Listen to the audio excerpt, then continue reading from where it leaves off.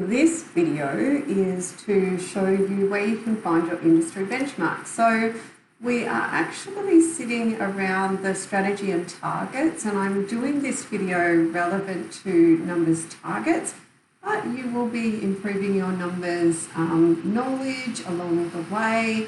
But this video, it really sits in the numbers targets because we want to know what optimal business performance looks like before we set our targets, so that we're not just plucking them out of thin air. Any target is better than no target, but strategic targets are better than any target. So let's jump in. This is easy peasy, and I love empowering you with this knowledge. So this is the website. So you go to the ato.gov.au and then /business/ you can see up here. And then this one. You can also just Google ATO benchmarks A to Z. If you do that, it'll probably take you to this page, and then you have to scroll down until you get to this one. So you've got A to Z or by industry. I'm used to using the A to Z, but you can certainly go by industry. And this is where you'll find the benchmarks, which come from. So when you lodge that little old BAS, business activity statement, business owners will often call that a GST return. And I cringe when they say that because it is your business activity statement is the report that tells the government about the activity in your business. And so, you're reporting on your sales and various other things, and that allows them, and you're in the background, you've got an industry classification and all these other little things that are going on, and that allows the government, perhaps the Australian Bureau of Statistics, to gather all this information for us to use, for you to use. So we're going to assume, for the purpose of this one, that you are a chiropractor, okay? But if you are a plumber, you can go Control F for find, and then we'll go, there you go, plumber. The categories aren't complete. Sometimes it can be hard to exactly pick one. Sometimes you might want to pick two, so I'll give you another example. So let's say we go bricklaying services. If we were to have a look at bricklaying though, it's really about little residential bricklayers, so smaller guys. If you're a big commercial bricklayer, probably going to have to modify those. So benchmarks are a starting point. They're not everything, but they're a really, really good basis of information to work from. So in this case, we're going to be looking at a chiropractor. And then from there, I just want to make sure that you understand how to read it. So you can see this one was collected from the 18-19 year.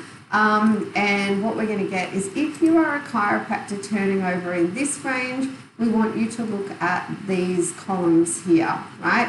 If you are a chiropractor turning around in this range, we want you to look at these, and so on. So more than 600,000, look here. So then what it's telling us, relevant to when we are going to set our targets, it's telling us, well, chiropractors typically, their overall expenses were typically in this range. So a solo operator's expenses, of course, were a lot less, and their average expenses were about 49%, But up here, they were higher because they had staff to pay, okay?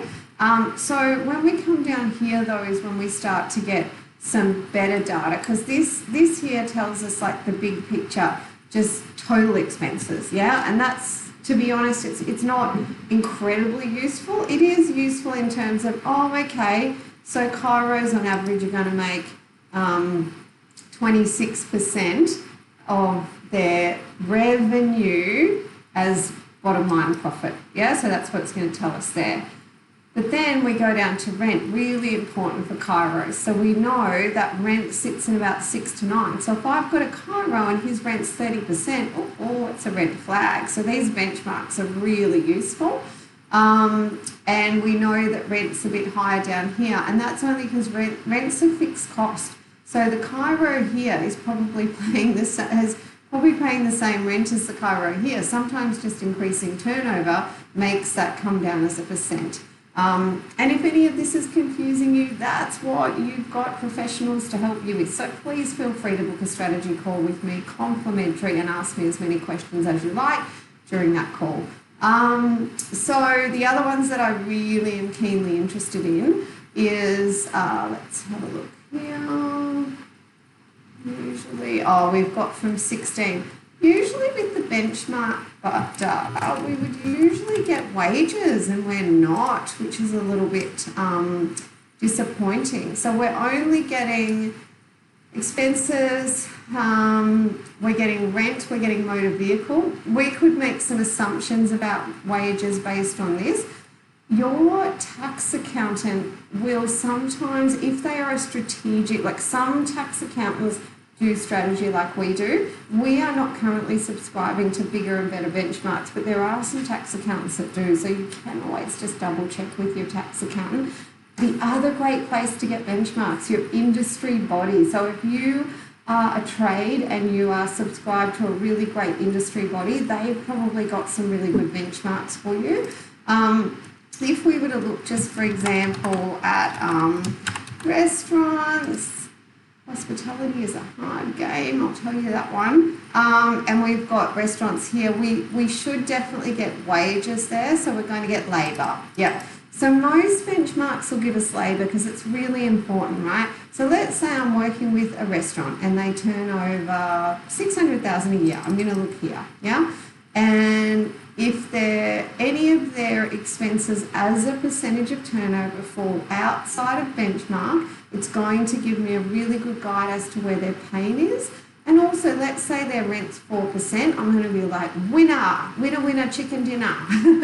We've got, a little bit of something there that's giving us some breathing space. As you can see, for restaurants, they'll only typically make about 10% of turnover as profit, as long as they get everything else on benchmark. So benchmarks are going to allow you to start to, well, what are we doing and what should our target be? If that's the average across the industry, how are we comparing with the average? And so what would our target need to be? Yeah. So that is how to look at industry benchmarks. The other way to benchmark is simply the rule of thirds. It works well for service-based businesses, and the rule of thirds says that we will reserve a third of our turnover for cost of sales, a third of our turnover for operations expenses, and that will leave a third for profit. It's a very rough formula, but it does work well for a lot of professional services and some for trade services as well.